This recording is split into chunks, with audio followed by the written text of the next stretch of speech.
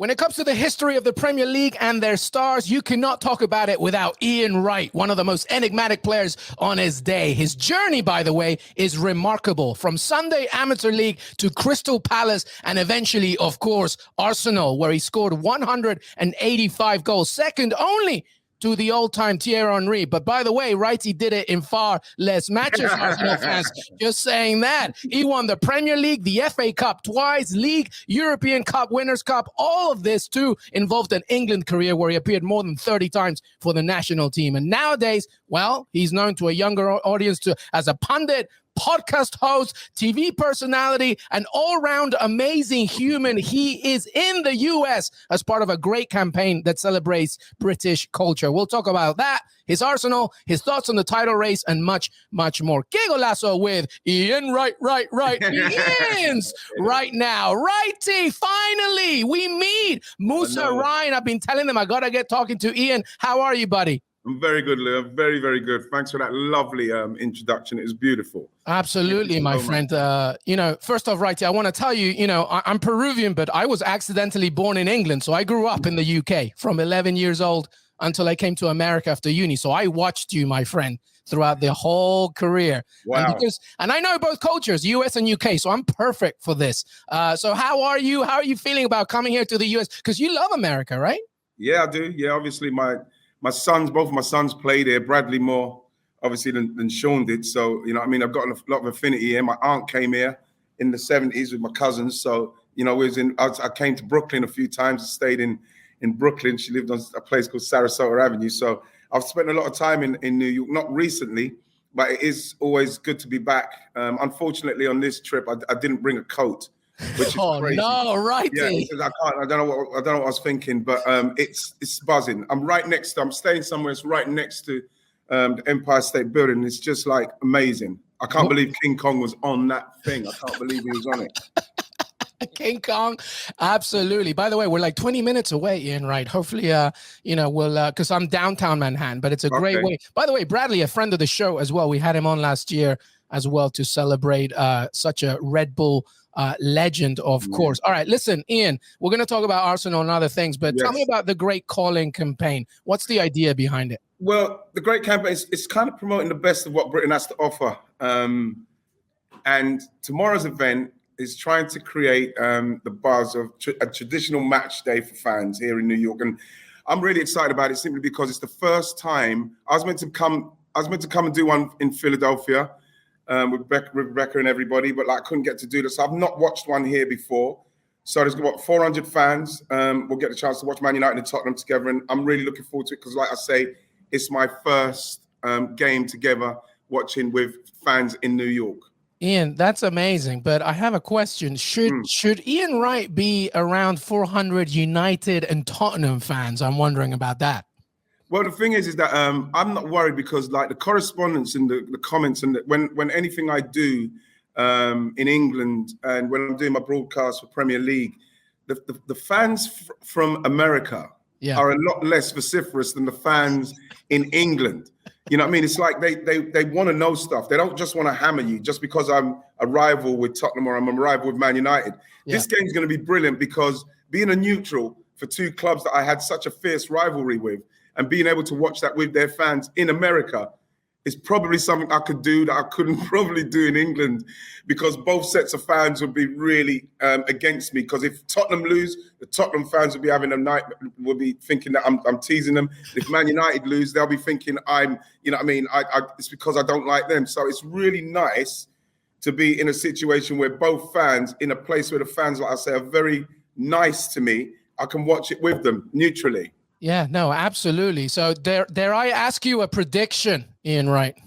Well, you know something? I'm going to probably go with Man United to just pick them. And people say, it's because it's my Tottenham rivalry. But no, I think that Man United, because they've got so many individuals, they've got such great individuals that with Harry Kane and Son, if they get it going, they can, like we saw against Man City, they'll hurt you and they'll hurt you pretty badly. But Man United have got so many different match winners, but at the same time, if they don't take care of Harry Kane and Son, and the fact that Tottenham are very much more defensively solid now with Conte, it's going to be a good game. I think Man United might pip it.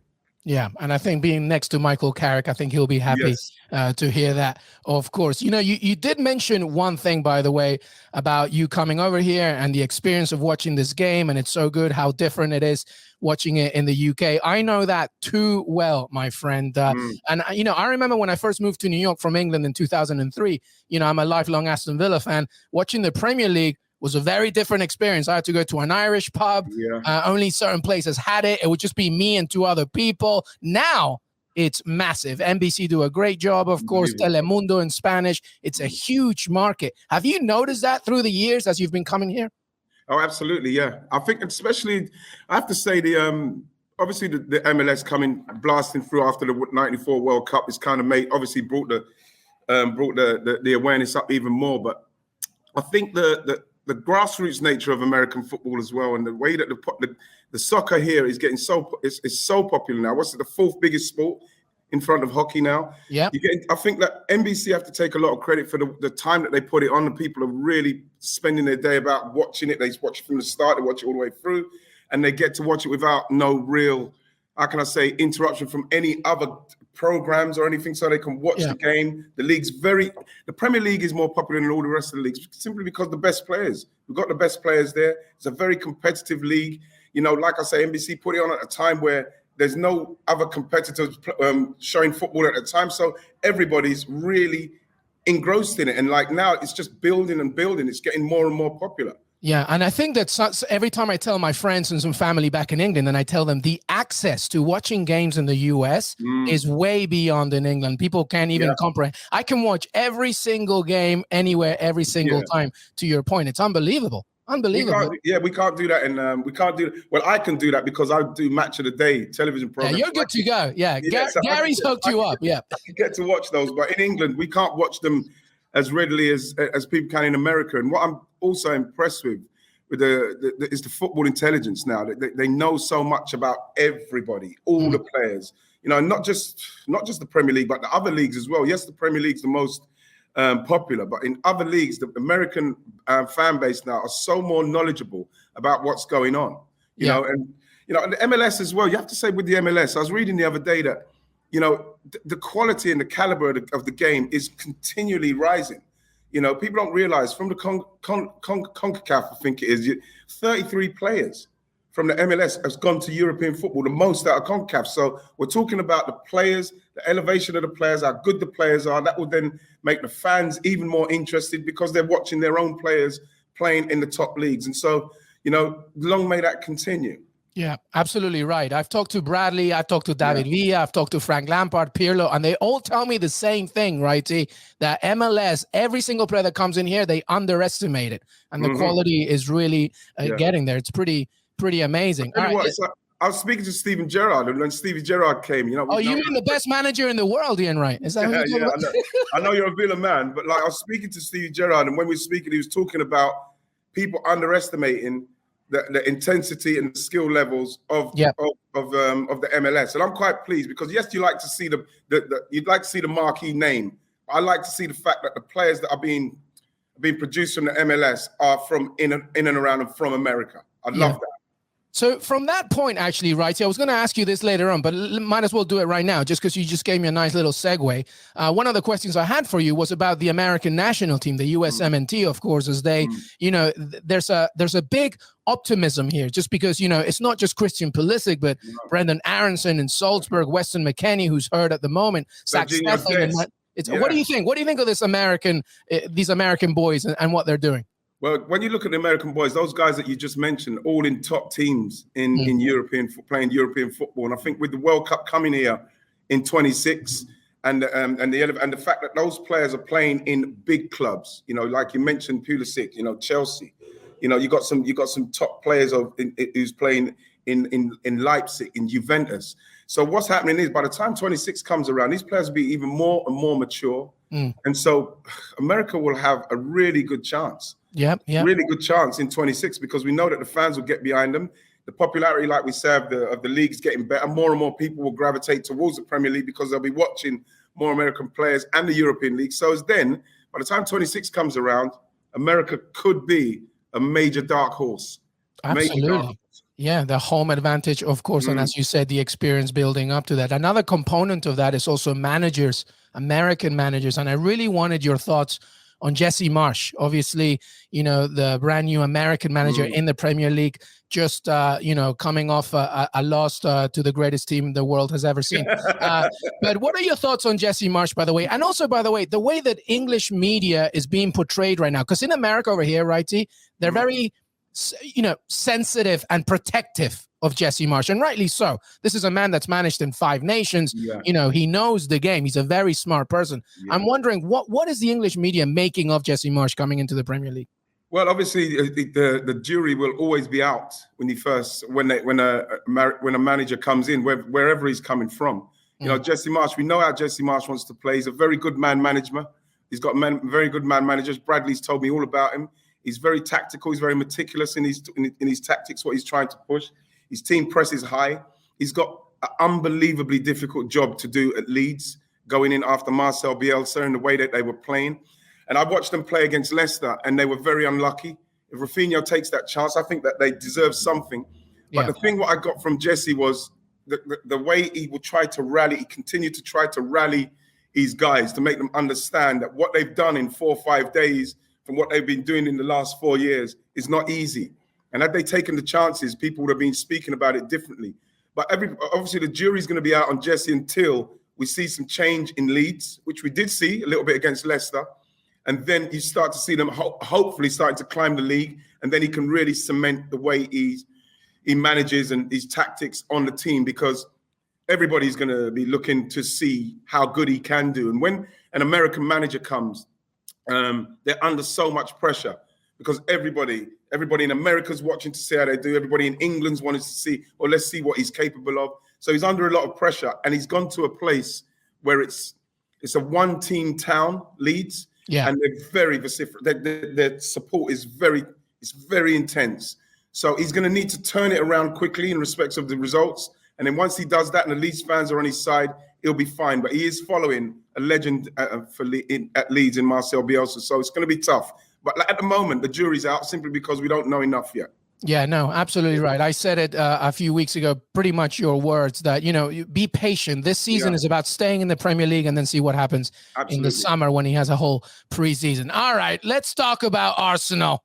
Okay, 4th right now. 1 point over United, but you have 3 games in hand. Haven't lost in the Premier League since New Year's Day. That was against Man City. It was just 1-0. How are you feeling about Arsenal right now, Righty? Very excited. Very excited. We've got the youngest team in the league, and they're doing very, very well. But when you've got a young team, that inconsistency can come with that. But at the moment, in Erdegar, in Saka, in Emil Smith-Rowe, with the defense, with Tomiyasu, with Ben White, Gabriel, Tierney, everybody's doing so well at the moment. Thomas Partey's looking the part. So at the moment, everything what Mikel's done in that culture change, what he's tried to make happen at the club, is happening now. And all we need now is consistency from the guys. I thought that 6th place would have been perfect for us. If we could finish 4th, we'll have overachieved, but then that might then help us in respect of getting more money from the owner to then buy some even more players, more experienced players, so as we can stay amongst it. You don't want to get in and around the top 4, and then next season you're back in and around 7th and 8th. You want to get there and try and stay there, and that's what Mikel wants to do. So the way we're playing, the attitude of the players, everything what's going at the moment is great. But the 3 games in hand, I think we got a Tottenham, Chelsea, and Liverpool. They're not easy games. If we could get 4 points out of that, that's magnificent, and then you could start to be excited about it. But at the moment, I'm still happy if we could finish in and around 6, get ourselves back into Europe, and then go again. But it's a young team, and it's very exciting at the moment. I just want Arsenal fans to be patient with what's going on, because it's good at the moment. So I guess what you're saying, from what I'm hearing, is that if you don't get top 4, don't freak out, Arsenal fans. Absolutely right. Because at the start of the season, no one would have said we were in for a chance to get top 4. They wouldn't have said it, especially as the seasons before we finished 8 consecutively. So it's not like you all of a sudden, how are we going to go from 8th to 4th? That's what I'm saying. If we could go from 8th to 6th, get back into Europe, that is not too much for that team to be trying to do. But now we're seeing with Man United slipping up every now and then, Tottenham win, lose, which are what they're doing. West Ham, they may fade out of it because they haven't got the squad depth. So Arsenal have got a great opportunity of staying in there but it's going to be tough because, like I say, the next 3 games and the 3 games that are the ones that we got in hand are 3 tough games. Yeah. Tough games. Yeah. And not forgetting, of course, the opposition around you. Of course, you've mentioned all those good teams, but also somebody like West Ham is still fighting, knocking on the door as well. I had a question for you. Obviously, you're a striker by trade. Alexander Lacazette doesn't play the center forward role like you did, or Aubameyang did, or even Thierry Henry did. Why do you think it's working well for him in Arsenal right now?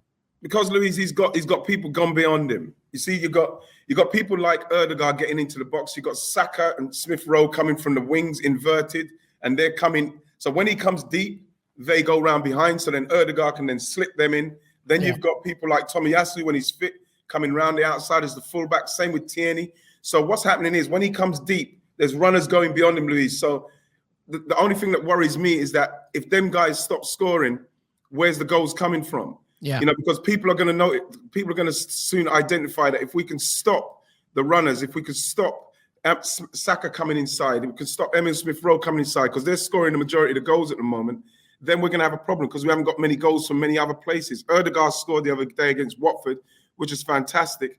But when you're playing against the top teams, it's going to be easier for them to stop you. And so that's the only thing I'm worried about. And that's the thing with Lacazette. You just want him to nick a couple more goals because we need our striker to at least be getting at least 10 to 12 Premier League goals. We need that from someone. So at the moment, as great as Lacazette's doing for us with the link-up play, we still do need more goals from him. Oh, love talking to Wrighty. We're nearly done here. I want to do a fun thing before we say goodbye. Ian Wright, as he's here as part of a campaign to celebrate and educate more on British culture in the US. But I want to do a fun thing here, Wrighty, okay? Yeah. Don't get too nervous. We're going to do a quick round, okay? I'm going to ask you a question. Don't think too long. Just give me an answer, okay? Are you ready? Yeah. All right. Quick fire round with Ian Wright. All right. First of all, Arsenal has the option of buying Benzema, Mbappe, or Lewandowski. Who do you buy? Mbappe. Too long. Mbappe. Oh, boom. Okay. Who's winning the Premier League? Liverpool. Who's winning the Champions League? Jeez. Man City. A player now that you would have loved to play with. Neymar. Ooh, your best ever opponent. Oh, God. The one I played against? Yeah. Zidane. Oh, love it. Best manager in the Premier League? Klopp.